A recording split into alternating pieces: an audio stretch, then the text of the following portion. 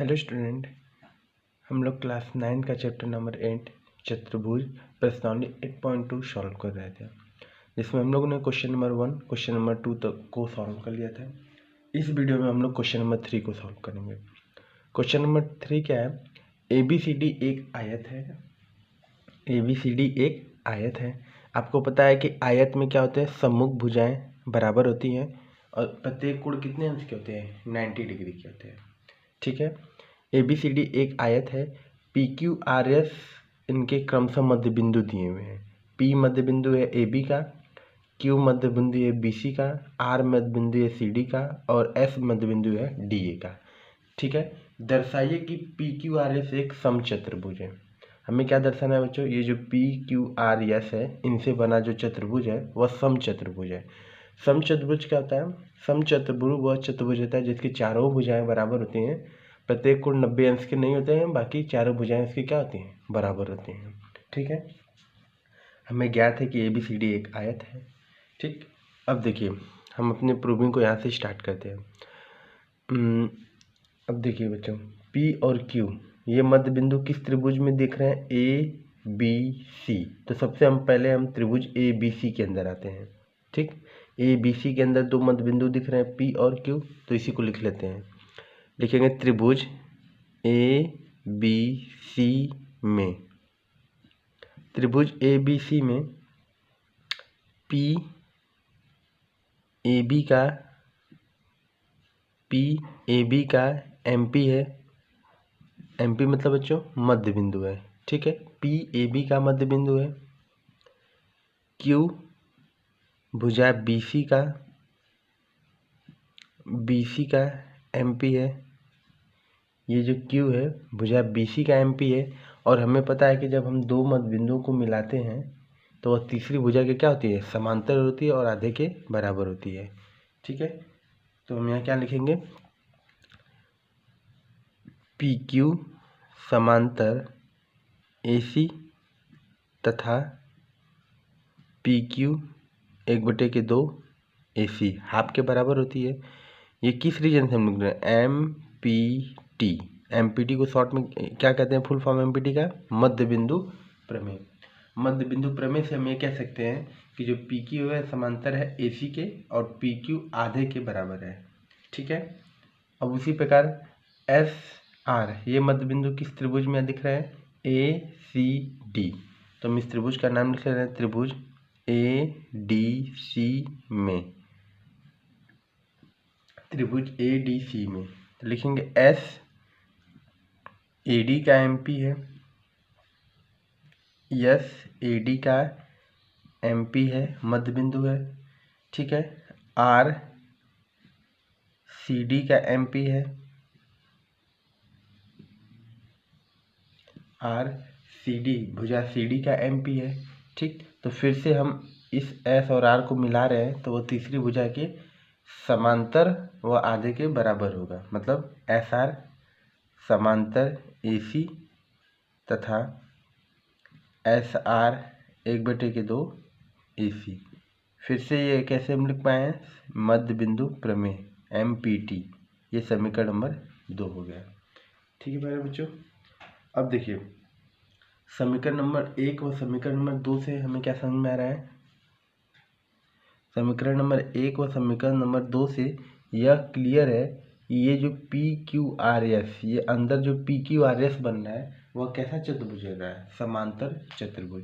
और आपको एक बात और बता दें कि कभी भी आपको ये जो मध्य बिंदु है इनको आयत सिद्ध करना हो या समचतुर्भुज सिद्ध करना हो या वर्ग सिद्ध करना हो, कुछ भी सिद्ध करना हो, सबसे पहले आपको समांतर चतुर्भुज सिद्ध करना ही होगा।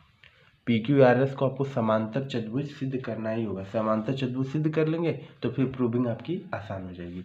देखिए, PQ समांतर AC हम लोग लिख लेते हैं समीकरण 1 व समीकरण 2 से। समीकरण 1 व समीकरण 2 से क्या कह रहे हैं बच्चों? जो PQ है वह समांतर है AC के तथा PQ 1/2 AC। पहला समीकरण ये था। दूसरा समीकरण क्या था प्यारे बच्चों? SR समांतर है AC के तथा SR 1/2 है AC के। ठीक है, अब दिख रहा है PQ समांतर AC और SR समांतर मतलब PQ समांतर AC, तो हम यहाँ से क्या लिख सकते हैं, इसलिए PQ AC के समांतर है, SR AC के समांतर है, तो हम क्या लिख सकते हैं, PQ समांतर SR तथा PQ 1/2 AC के बराबर है, SR 1/2 AC के बराबर, तो हम यहाँ से क्या लिख देंगे, PQ बराबर SR, ये दोनों आपस में बराबर हो गए। ठीक, अब आपको यह पता है कि किसी भी चतुर्भुज में अगर एक भुजा के युग्म को बराबर और उसी को समांतर सिद्ध कर दें तो ऐसा केवल एक किसी चतुर्भुज में हो सकता है, समांतर चतुर्भुज में हो सकता है। तो यहाँ हम लिख सकते हैं, अतः PQRS एक समांतर चतुर्भुज है। यहाँ तक कोई प्रॉब्लम नहीं होनी चाहिए। PQRS कैसे समांतर चतुर्भुज हुआ है बच्चों, क्योंकि PQ समांतर SR और PQ बराबर भी SR हो गया है, इसलिए PQRS कैसा चतुर्भुज हो गया है, समांतर चतुर्भुज हो गया है। ठीक, अब देखिए, अब फिर से हम इस त्रिभुज में आ जाते हैं, ABD इस त्रिभुज में आ जाते हैं। क्यों हम इस त्रिभुज में आए, क्योंकि हमको पता चल रहा है कि समांतर चतुर्भुज है तो सम्मुख भुजाएं तो बराबर हो गई। अगर हम पड़ोसी भुजा मतलब PQ बराबर SP या SP बराबर SR किसी तरीके से इनको हम सिद्ध कर दें कि इनकी जो पड़ोसी भुजाएं हैं वह आपस में बराबर है, तो ऐसे तो केवल समचतुर्भुज में हो सकता है कि जिसकी चारों भुजाएं बराबर है। ठीक है, तो आप सभी लोग इसको नोट कर लिए, उसके बाद हम लोग इसके आगे करते हैं। ठीक है, अब त्रिभुज लेते हैं ABD, त्रिभुज ABD में आप किसी भी त्रिभुज को ले सकते हैं, ABD हो चाहे ABC हो, सब में सेम रूल फॉलो हो जाएगा। फिर से देखिए, ABD त्रिभुज में S और P क्रमशः मध्य बिंदु हैं, S मध्य बिंदु है DA का और P मध्य बिंदु है AB का, तो इसको लिख लेते हैं, S AD का MP है, ठीक है, और P AB का MP है। ठीक है, यस AD का MP है और P AB का MP है, यह चीज लिख दिए। फिर से जब मध्य बिंदु को मिलाएंगे तो SP समांतर किसके हो जाएगा, BD के, तथा SP 1/2 हो जाएगा किसके, BD के। ठीक है, यहाँ तक कोई दिक्कत नहीं होनी चाहिए। ठीक है, ये कैसे लिखें प्यारे बच्चों, ये लिखें MPT मध्य बिंदु प्रमेय से। चूंकि ये BD है, क्या BD तो विकर्ण है, चूंकि आपको पता है कि विकर्ण BD जो है वह बराबर किसके है, AC के। रीजन क्या है, आयत के विकर्ण, आयत के विकर्ण, आयत के विकर्ण। ठीक, तो हम BD की जगह AC लिख दें, AC की जगह BD लिखें, कोई दिक्कत नहीं है।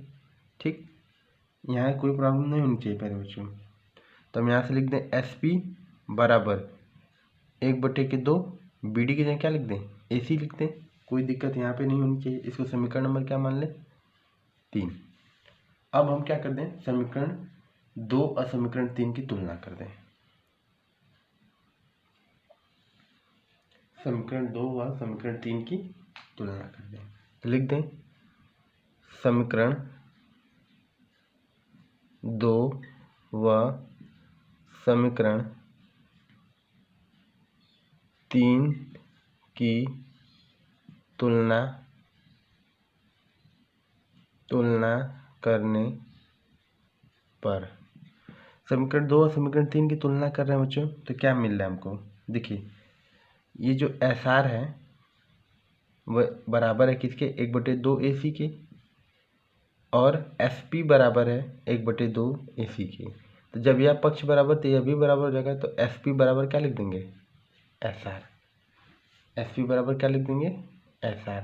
ये SP और SR हैं कैसी भुजाएं बच्चे, आसन भुजाएं। देखिए SP और एस आर, तो लिखेंगे यह आसन भुजा है। ठीक है, ये आसन भुजा है। अब यहाँ हम लिख देंगे सब, चूंकि एस पी बराबर है आर क्यू के। ठीक है, एस पी बराबर है आर क्यू के और पी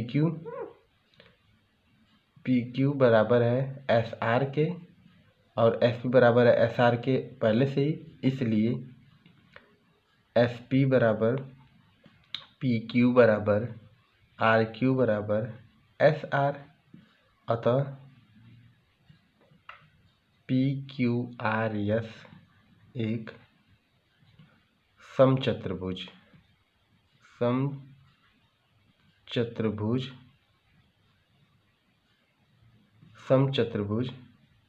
है।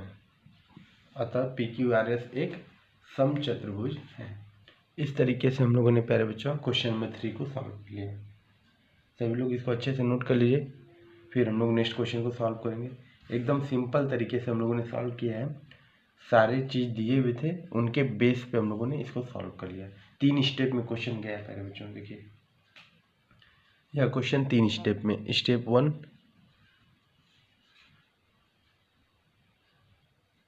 Step 2, step 3। Step 1, step 2, step 3। ठीक है, सभी लोग नोट करें। इसके बाद हम नेक्स्ट क्वेश्चन नंबर 4 को सॉल्व करते हैं।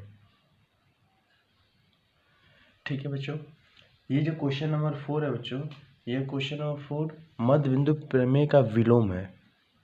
ठीक है, मध्य बिंदु प्रमेय के विलोम पे आधारित यह क्वेश्चन नंबर 4 है। ये मध्य बिंदु प्रमेय का विलोम क्या है? मध्य बिंदु प्रमेय का विलोम कहता है कि किसी भी त्रिभुज में अगर एक मध्य बिंदु दिया हुआ है, ठीक, मान लीजिए त्रिभुज है, ऐसे मान लीजिए एक त्रिभुज है, इसमें ये मध्य बिंदु दिया हुआ है और इससे जो रेखा खींची गई है वह इसके समांतर है, यह भी दिया हुआ है। तो जो तीसरी भुजा पे मिल रहा है ये अपने आप मध्य बिंदु होगा। यह कौन कहता है? मध्य बिंदु प्रमेय। मध्य बिंदु प्रमेय यही कहता है। ठीक है, सॉरी, मध्य बिंदु प्रमेय का विलोम। मध्य बिंदु प्रमेय में तो दो मध्य बिंदु दिए होते हैं, लेकिन विलोम वाले में एक मध्य बिंदु दिया रहेगा और समांतर दिया रहेगा। ठीक है, उसी कंसेप्ट का यूज करके हम लोग इस क्वेश्चन को सॉल्व करेंगे। क्वेश्चन क्या है? ABCD एक समलंब है जिसमें AB समांतर DC, ये जो AB है वह समांतर DC के समलंब में समांतर होता भी है। साथ ही BD विकर्ण और ये जो BD विकर्ण है, BD विकर्ण E भुजा AD का मध्य बिंदु है। BD विकर्ण E भुजा AD का, मतलब ये जो E है वह AD का क्या है? मध्य बिंदु है, ये ज्ञात है हमें। ठीक है, तो E से होकर जाने वाली रेखा AB के समांतर खींची गई है। ये जो E है, इस बिंदु से ये जो रेखा जा रही है, ये रेखा इस AB के क्या है? समांतर है। ये अभी दिया हुआ है कि ये इसके समांतर है। तो हमें सिद्ध क्या करना है कि BC को F पर प्रतिच्छेद करती है। ये जो E रेखा जा रही है E से, वह BC को F पर प्रतिच्छेद करे। हमें सिद्ध करना है कि F क्या है? मध्य बिंदु है। यह हमें सिद्ध करना है। तो देखिए, सबसे पहले त्रिभुज ABD में, त्रिभुज ABD में सबसे पहले हम लोग इस त्रिभुज की बात करते हैं। इस त्रिभुज में क्या क्या दिया है बच्चों? E जो है वह भुजा है, ये जो E है वह भुजा AD का मध्य बिंदु है। तो लिख दीजिए E AD का MP है। क्वेश्चन में बोला है ना मध्य बिंदु है, तो E AD का MP है। अच्छा, ये जो EF समांतर अगर AB के होगा तो इसका छोटा हिस्सा कौन है? EG आल्सो समांतर AB होगा। मतलब EF समांतर अगर AB है तो इसी EF का छोटा कौन है? EG समांतर AB होगा। ये कन्फर्म है कि होगा। यहाँ से लिख देंगे EG समांतर AB। ये चीज़ क्या है पहले बच्चों? ज्ञात है, पहले से दिया ही ना है। यह कथन तो दिया है कि E से होकर जाने वाली रेखा AB के समांतर है। ठीक, तो ये जो रेखा जा रही है तो तीसरी भुजा BD पे मिल रही है, G बिंदु पे, प्रतिच्छेद करे तो जी क्या होगा, मध्य बिंदु भी होगा। तो जी इस कंडीशन में क्या होगा, जी बी डी का एम पी होगा। एम पी मतलब मध्य बिंदु, जी बी डी का एम पी होगा। ये हम लोग कैसे कर रहे हैं, ये हम लोग कह पा रहे हैं एम पी टी के विलोम से। एम पी टी का विलोम, एम पी टी का विलोम मतलब मध्य बिंदु प्रमेय का converge mid point theorem English में कहते हैं। मध्य बिंदु प्रमेय के विलोम से हम ये कह सकते हैं कि ये जो जी है वह तीसरी रेखा बी डी का मध्य बिंदु है। ठीक है, आप सभी लोग इसको अच्छे से नोट कर लीजिए। अब देखिए, हमें तो एफ को मध्य बिंदु दिखाना है, हमने जी को दिखा दिया जिस तरीके से, सेम तरीके से हम लोग जी की हेल्प लेके एफ को मध्य बिंदु दिखाएंगे। तब हमको त्रिभुज अब क्या लेना पड़ेगा, बी सी डी, त्रिभुज बी सी डी में, त्रिभुज बी सी डी में। ठीक है, अब जी मध्य बिंदु बन गया है तो लिखेंगे जी बी डी का मध्य बिंदु है, जी बी डी का एम पी है। ठीक है बच्चों, ई जी समांतर ए बी था तो ये पूरी रेखा ये समांतर खींची गई थी, तो जी एफ समांतर हम क्या लिख देंगे, ए बी, जी एफ समांतर ए बी। अब इस केस में ए बी न लेके क्या लिखेंगे, डी सी, तो जी एफ समांतर डी सी। ये जो जी एफ है वह समांतर किसके है, डी सी के, जी एफ समांतर डी सी। ये भी क्या है, ज्ञात है। ठीक है, यह भी ज्ञात है प्यारे बच्चों। तो अगर ये इसके समांतर है और ये मध्य बिंदु है तो ये जो जी एफ पे प्रतिच्छेद करे तो एफ भी क्या होगा, मध्य बिंदु होगा अपने आप। कैसे, मध्य बिंदु प्रमेय के विलोम से। तो लिख देंगे एफ बीसी भुजा का एम पी होगा। कैसे हम ये कह सकते हैं, फिर से मध्य बिंदु प्रमेय के विलोम से। क्या बोलेंगे बच्चों, मध्य बिंदु प्रमेय के एम पी टी का विलोम। एम पी टी का विलोम कहता है कि जब कोई एक मध्य बिंदु है और वह रेखा उसके दूसरी रेखा के समांतर है तो जिस रेखा पर प्रतिच्छेद कर रही है वो अपने आप क्या हो जाएगा, उसका मध्य बिंदु होगा। इस तरीके से हम लोगों ने क्वेश्चन नंबर 4 सॉल्व कर लिया। सभी लोग इसको नोट कर लिए बच्चों। उसके बाद हम लोग क्वेश्चन नंबर 5 को सॉल्व करते हैं। ठीक है बच्चों, अब हम लोग नेक्स्ट क्वेश्चन नंबर 5 को सॉल्व करते हैं। ठीक है बच्चों, क्वेश्चन नंबर 5 देखते हैं। क्वेश्चन नंबर 5 क्या है, एक समांतर चतुर्भुज ए बी सी डी में, ए बी सी डी क्या है बच्चों, एक समांतर चतुर्भुज है। ए बी सी डी एक समांतर चतुर्भुज में ई और एफ क्रमशः भुजा ए बी और सी डी के मध्य बिंदु है। बिंदु ई कहाँ गया, ई, ये ई है। ठीक है, और एफ, ये जो ई और एफ है यह क्रमशः भुजा ए बी और एफ किसका, सी डी के मध्य बिंदु है। दर्शाइए कि रेखाखंड ए एफ, दर्शाइए कि रेखाखंड ए एफ और ई सी, ए एफ और ई सी विकर्ण बी डी को क्या करते हैं, सम त्रिभाजित करते हैं।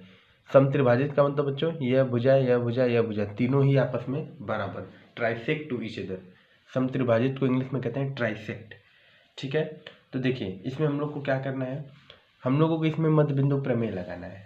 ठीक, तो हम लोग क्या करते हैं कि ये जो ए ई सी एफ है इसको समांतर चतुर्भुज सिद्ध करने की कोशिश करते हैं।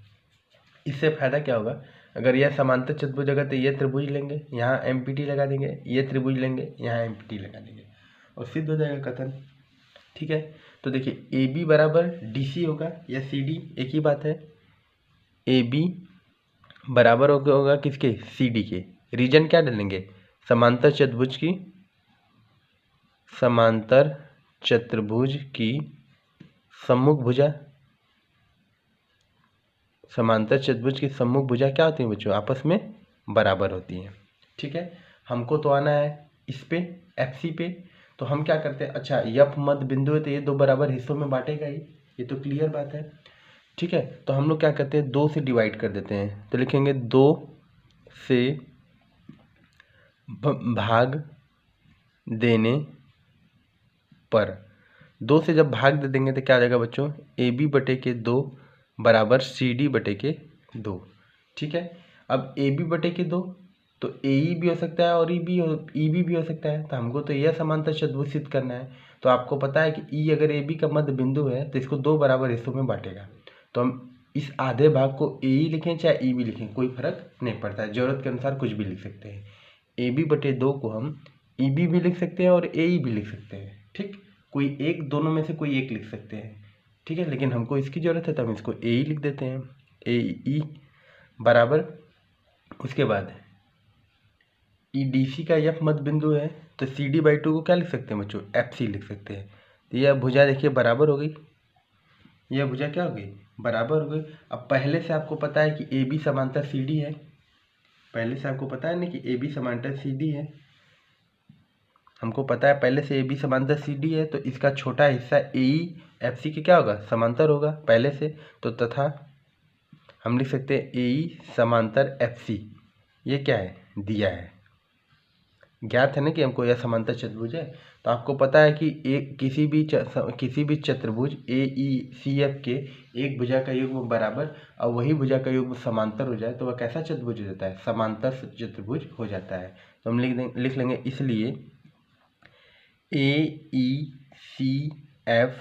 एक समांतर चतुर्भुज है। AECF एक क्या है बच्चों, समांतर चतुर्भुज है, यह सिद्ध हो गया। ठीक है, अब देखिए, अब हम लोग इस त्रिभुज में आ जाते हैं, क्योंकि हमको PQ बराबर ये PQ है, EB के QB के बराबर सिद्ध करना है। तो ABP किस में आ जाना है, त्रिभुज ABP में, त्रिभुज ABP में E जो है भुजा AB का क्या है बच्चों, मध्य बिंदु है। तो लिखेंगे E AB का MP है। ठीक है, E AB का MP है, क्लियर है ना, यहाँ तक किसी को कोई दिक्कत नहीं है। अच्छा, ठीक है, और आपको पता है पहले से कि ये जो EQ है वह समांतर किसके है, AP के, क्योंकि यह पूरा समांतर चतुर्भुज है तो इसका छोटा हिस्सा, तो अगर यह पूरी भुजा समांतर इसके होगी तो इसका छोटा हिस्सा भी समांतर होगा। तो यहाँ से हम लिख देंगे EAB का MP है। ठीक है, और हम क्या लिख देंगे यहाँ पे बच्चों, यह भुजा इसके समांतर भी है, तो मतलब EQ समांतर है किसके, EQ समांतर है AP के। ठीक है, ये कैसे लिखे हैं, ज्ञात है, मतलब सिद्ध से। अभी हमने सिद्ध किया ना कि यह समांतर चतुर्भुज है, सिद्ध से। और आपको पता है कि किसी भी त्रिभुज में अगर एक मध्य बिंदु है और रेखा एक दूसरे के समांतर है तो जिस पे रेखा प्रतिच्छेद करे वो अपने आप क्या हो जाएगा, मध्य बिंदु होगा। तो यहाँ से हम लिख देंगे Q PB का MP होगा। ठीक, कैसे, मध्य बिंदु प्रमेय के विलोम से, MPT का विलोम, MPT का विलोम तो यही कहता है बच्चों कि तीसरी भुजा का पे जो मिल रहा है वो अपने आप मध्य बिंदु होगा। अच्छा, ये जब मध्य बिंदु होगा PB का तो BQ बराबर PQ, हम लिख सकते हैं ना, BQ बराबर PQ, इसको हम लोग क्या मान लें, समीकरण नंबर 1। ऐसा क्यों लिख रहे हैं, क्योंकि Q PB का MP है, ऐसा इसीलिए हम लोगों ने लिख पाया है। ठीक है, इसको समीकरण नंबर 1 मान लें। ठीक है बच्चों, अब हम लोग क्या करते हैं, बस सेम जो वर्क यहाँ किए हैं सेम वर्क इधर कर लेते हैं, त्रिभुज बस बदल लेते हैं, DQC। ठीक है, तो हम लोग त्रिभुज DQC में यह त्रिभुज ले लेते हैं बच्चों, त्रिभुज DQC में। अब देखिए फिर से FCD का क्या है, MP है, FCD का MP है, FCD का MP है, और ये जो पी एफ है या एफ पी है वह समांतर किसके, क्यू सी के। एफ पी समांतर क्यू सी, या कैसे लिख रहे हैं, सिद्ध से, समांतर चतुर्भुज सिद्ध किए है ना, तो उसी से लिख रहे हैं ये बात। फिर से आपको पता है कि किसी भी त्रिभुज में अगर एक भुजा समांतर है और एक भुजा का कोई मध्य बिंदु किसी तीसरी भुजा पे अगर मिलती है तो प्रतिच्छेद करती है, तो वह अपने आप मध्य बिंदु हो जाएगा। ठीक है, तो हम यहाँ से क्या कह सकते हैं कि पी डी क्यू का एम पी होगा, पी जो है वह डी क्यू का एम पी होगा। कोई दिक्कत यहाँ पे नहीं होनी चाहिए। तो यहाँ से हम लोग क्या लिख सकते हैं बच्चों, डी पी जो है वह बराबर किसके हो जाएगा, पी क्यू के। समीकरण नंबर 2। ये रीजन क्यों लिख रहे हैं, ये वाला कैसे लिखे हैं, फिर से वही एम पी टी का विलोम, एम पी टी का विलोम, मध्य बिंदु प्रमेय के विलोम से हम लोगों ने ये कंसेप्ट लिखा है। यहाँ पे कैसे हुआ है, यहाँ पे P भुजा DQ का MP है, मध्य बिंदु है। ठीक है, अब देखिए क्या करते हैं समीकरण नंबर 1 व समीकरण नंबर 2 से। समीकरण 1 व समीकरण 2 से, समीकरण 1 व समीकरण 2 से क्या होता है बच्चों, देखो ये जो BQ है वह बराबर है PQ के, ठीक है, और DP बराबर है PQ के, मतलब BQ PQ के बराबर, DP PQ के बराबर, इसलिए BQ बराबर PQ बराबर DP। जब तीनों ही भुजा आपस में बराबर हो गई तो हम यहाँ से क्या लिख सकते हैं, अतः BD को AF और EC विकर्ण BD को सम त्रिभाजित करते हैं। हम लिख सकते हैं अतः AF और EC विकर्ण BD को सम त्रिभाजित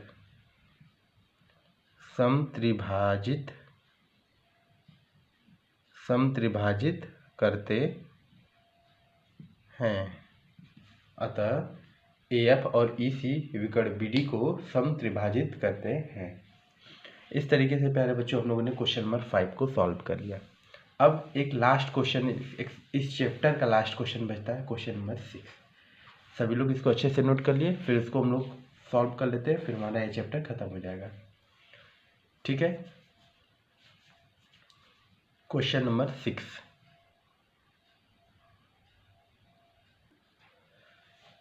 ठीक है बच्चों, क्वेश्चन नंबर 6 क्या है, ABC एक त्रिभुज है जिसका कोण C समकोण है। ठीक है, ये त्रिभुज ABC है और C कितना है, समकोण है, मतलब ये 90 डिग्री का एंगल बना रहा है। कर्ण AB के ये कर्ण है। ठीक, आपको पता है समकोण त्रिभुज में ये आधार होता है, ये क्या है बच्चों, लंब है, और ये भुजा क्या है, कर्ण है। तो कर्ण AB के मध्य बिंदु M से होकर, कर्ण AB के मध्य बिंदु M से होकर BC रेखा के समांतर, ठीक है, BC रेखा के समांतर खींची गई है। तो AC कहाँ गया, ये AC को D प्रतिच्छेद करती है, तो हमें सिद्ध करना है कि D भुजा AC का MP है। ठीक है, देखिए ये M जो है AB का मध्य बिंदु है, तो M से जो रेखा खींची जा रही है DM वह समांतर किसके है, CB के। ठीक है, यह पहले से दिया हुआ है, तो हमें बताना है कि AC पे जो D प्रतिच्छेद कर रहा है D मध्य बिंदु होगा, तो ये मध्य बिंदु प्रमेय से ही लगा देंगे, इसमें कोई प्रॉब्लम नहीं है। ये तो बहुत सिंपल है। फर्स्ट पार्ट देखिए, फर्स्ट पार्ट क्या है प्यारे बच्चों, त्रिभुज ले लिए ABC, त्रिभुज ABC में, त्रिभुज ABC में यम AB का क्या है, MP है, तो लिखेंगे यम AB का MP है। MP मतलब बच्चों मध्य बिंदु है। ठीक है, उसके बाद ये जो रेखा जा रही है DM वह समांतर BC के, यह दिया हुआ है DM समांतर BC, यह हमें दिया है, पहले से दिया है, ठीक है। तो मध्य बिंदु प्रमेय का विलोम यही कहता है कि अगर एक मध्य बिंदु है, उससे कोई रेखा दूसरी रेखा के समांतर दी हुई है, तो वह तीसरी रेखा पे जिस बिंदु पे प्रतिच्छेद करेगी वह उसका अपने आप क्या हो जाएगा, मध्य बिंदु हो जाएगा। तो हम यहाँ से क्या लिख सकते हैं बच्चों, DAC का MP होगा। कैसे कह सकते हैं ये, DAC का कैसे MP होगा, विलोम, MPT का विलोम, MPT का विलोम से हम ये बात कह सकते हैं कि ये इसका मध्य बिंदु MP होगा, ठीक है। फर्स्ट पार्ट सिद्ध हो गया, ठीक है बच्चों। देखिए कितने आसानी से फर्स्ट पार्ट सिद्ध हम लोगों ने कर लिया। अब देखिए हम लोगों को सेकेंड पार्ट सिद्ध करना है। सेकेंड पार्ट कितना सिंपल है, सेकेंड पार्ट तो सबसे ज़्यादा ही सिंपल है। सेकेंड पार्ट देखिए क्या है, सेकेंड पार्ट हमको सिद्ध करना है कि MD, ये जो MD है वह AC, भुजा AC पे क्या है, समकोण बना रही है, मतलब यह डिग्री 90 डिग्री बना रही है। हमें यह सिद्ध करना है कि DM जो है या MD, जो कुछ भी बोल सकते हैं, DM या MD AC पे लंब है, हमको यह सिद्ध करना है। तो देखिए यह सिद्ध करना कितना आसान है। DM समांतर किसके है, BC के। लिखेंगे चूंकि DM समांतर किसके है, AB के। DM जो है AB के बच्चों समांतर है, और आपको पता है कि समांतर रेखा के एक ही ओर के अंतर कोण, समांतर रेखा के एक ही ओर के कोण जो होते हैं वो बराबर होते हैं। कैसे, एक ऊपर एक नीचे, संगत कोण के कारण। तो हम यहाँ से लिख सकते हैं कोण C बराबर होगा कोण D के, रीजन क्या लिखेंगे, संगत कोण, संगत कोण के कारण यह बराबर हो जाएगा। और आपको पता है एंगल C कितना दिया हुआ है, 90 दिया हुआ है, तो एंगल D अपने आप क्या हो गया, 90 डिग्री। तो एंगल D जैसे ही 90 डिग्री हो गया, हम यहाँ पे लिख सकते हैं कि ये जो MD है, इसके बाद बच्चों हम लोग इधर करते हैं। जैसे ही आपने यह कथन लिख दिया कि एंगल D 90 डिग्री है, तो आप यहाँ पे तुरंत बोल देंगे, इसलिए ये जो DM है वह लंब है किस पे, भुजा AC पे, मतलब 90 डिग्री का कोण बना रहा है। देखिए कितनी आसानी से हम लोगों ने सेकेंड पार्ट को भी सिद्ध कर दिया। आप लोग इसको अच्छे से नोट करिए, फिर हम लोग थर्ड पार्ट को देखते हैं, ठीक है बच्चों। थर्ड पार्ट सिद्ध करते हैं हम। थर्ड पार्ट क्या है, CM बराबर MA सिद्ध करना है। CM मतलब ये रेखा हमको मिलानी पड़ेगी। CM बराबर MA मतलब यह भुजा हमको बराबर सिद्ध करनी है, ठीक है। तो आपको क्लियर, CM बराबर MA सिद्ध करना, तो दो त्रिभुज दिख रहा है, एक त्रिभुज है एक त्रिभुज है, इन दोनों को सर्वांग सिद्ध कर दीजिए, कोई प्रॉब्लम नहीं है। तो आप त्रिभुज ले लीजिए, त्रिभुज ADM तथा त्रिभुज MDC में, त्रिभुज ADM तथा त्रिभुज MDC में, ठीक है। AD बराबर DC, एक चीज मिल गया, AD बराबर DC लिखें या CD लिखें, एक ही बात है। क्यों ऐसा लिख पा रहे हैं, क्योंकि D भुजा AC का MP है, AC का MP है, ठीक है। यह पहले से हमें पता है कि अभी हमने सिद्ध भी किया कि D AC भुजा का MP है, ठीक है। यहाँ तक किसी को कोई दिक्कत नहीं होनी चाहिए। अब देखिए, अगर इसको एंगल 1 मान लें, इसको एंगल 2 मान लें, तो यह दोनों आपस में क्या हो जाएंगे बच्चों, बराबर हो जाएंगे। इसको एंगल 2 मान लें तो हम लिख सकते हैं एंगल 1 बराबर एंगल 2, दोनों ही क्या है बच्चों, दोनों 90 डिग्री हैं, इसलिए यह दोनों भी बराबर हो जाएंगे। देखिए DM दोनों में आ रहा है, DM इधर भी DM आ रहा है, इधर भी DM आ रहा है, DM या MD एक ही बात है। DM बराबर DM क्या लिख देंगे, कॉमन या उभयनिष्ठ। तो हम यहाँ से बोल सकते हैं त्रिभुज ADM सर्वांगसम है त्रिभुज MDC के, by which region, side angle side नियम से यह क्या हो गया प्यारे बच्चों, सर्वांगसम हो गया, ठीक है। जब यह सर्वांगसम हो गया तो हम लिख सकते हैं कि AM बराबर CM, AM बराबर CM, रीजन CPCT नियम से क्या हो जाएंगे, बराबर हो जाएंगे। ये जो यम है वह बिंदु किसका है, AB का। तो हम यहाँ से क्या लिख सकते हैं, यम ए बी का एम पी है, इसलिए हम लिख सकते हैं बच्चों ए एम, ये जो ए एम है वो आधा होगा किसका, ए बी का। बिल्कुल आसानी से ए एम आधा होगा ए बी का, यहाँ किसी को कोई डाउट नहीं होनी चाहिए। अगर ये एम मध्य बिंदु है तो इसको दो बराबर हिस्सों में बांटेगा, तो अपने आप ए एम आधा होगा किसका, ए बी का। यहाँ तक किसी को कोई दिक्कत नहीं होनी चाहिए, आराम से ये बात हम लोग लिख सकते हैं। और देखिए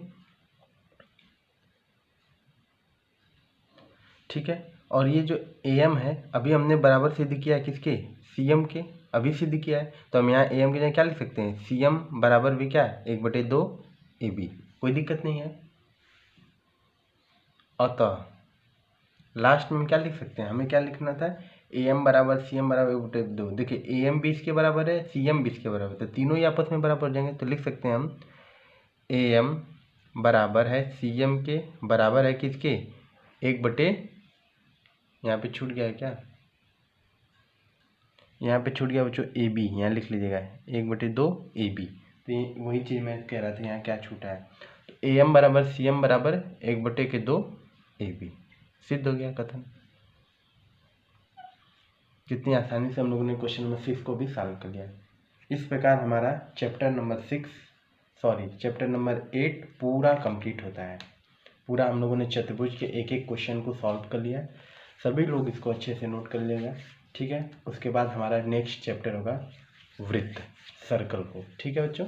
थैंक यू सो मच।